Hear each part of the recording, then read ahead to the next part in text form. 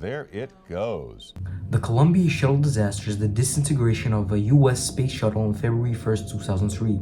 Columbia made its first flight in 1981, and this was its 28th mission, STS-107, January 16th, 2003. A flight dedicated to various experiments that required a macrogravity environment. It claimed the lives of all 7 members on board just minutes before it was to land at the Kennedy Space Shuttle. Commander Rick Husband, pilot William McCool, mission specialist Michael Anderson, David Brown, Kalpana Chawla, Lauren Clark, and payload specialist Ilan Ramon tragically died in this accident. The cause of the Columbia disaster was a piece of insulating foam that broke loose from the shuttle's external propellant tank and struck the leading edge of the left wing soon after liftoff, damaging protective tiles.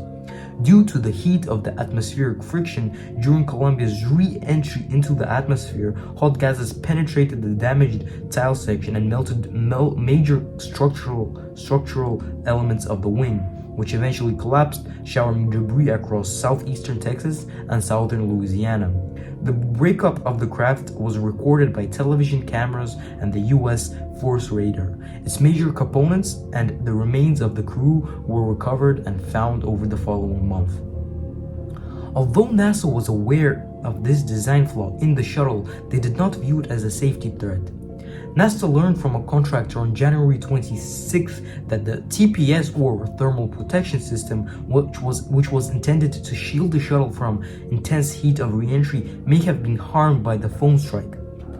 Despite this report, NASA management did not order another inspection of the shuttle's TPS because they believed that the damage did not pose as a safety risk.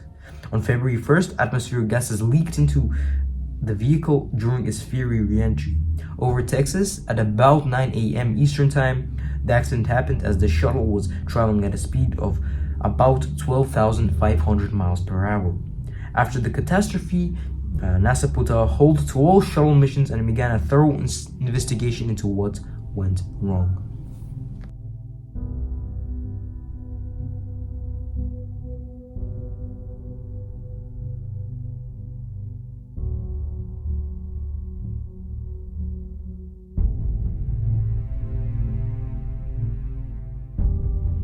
The investigation's final finding was that the foam strike during launch had broken the shuttle's left wing, which resulted in the vehicle exploding upon re-entry. After this investigation, the accident is mostly blamed on NASA and its management culture, which at the time prioritized budget targets and meeting schedule instead of safety. The report found that NASA had failed to adequately address the concerns about potential for foam strikes and had not taken necessary steps to prevent the damage caused by such strikes. Senior NASA officials also played a role in the disaster. They are blamed for failing to take action on the foam strike issue despite being aware of it prior to the Columbia's launch. Engineers and technicians were also to blame and responsible for the design and maintenance of the shuttle's thermal protection system. These individuals were found out to have ignored the warnings that the shuttle was at risk of catastrophic failure and have failed to inform NASA decision makers of crucial information. Given how close the accident was to 9/11, it was also wondered if it was some kind of terroristic attack. The individuals responsible for the catastrophe did not do so intentionally or with malicious intent. Instead, a number of complex factors such as organizational culture, communication problems, and technical difficulties all played a role in this tragedy. The most palpable result of the accident was the grounding of the remaining 3 shuttles, Discovery, Atlantis, and Endeavour, the last built to replace Challenger, until NASA and its contractors could prevent similar accidents, which included kits for repairs in orbit.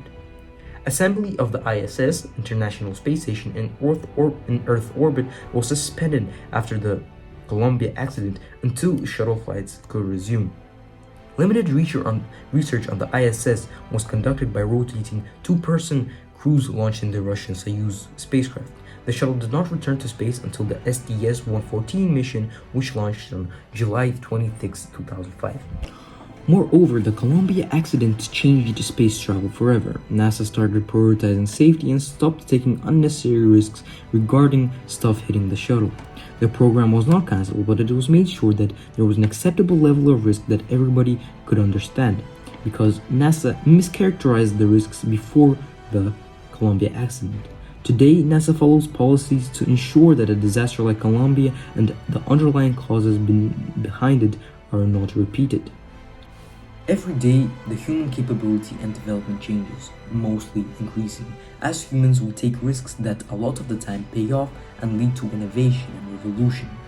If such risks are taken unwisely and inadequately, they can lead to very bad consequences, such as the Columbia Shuttle disaster.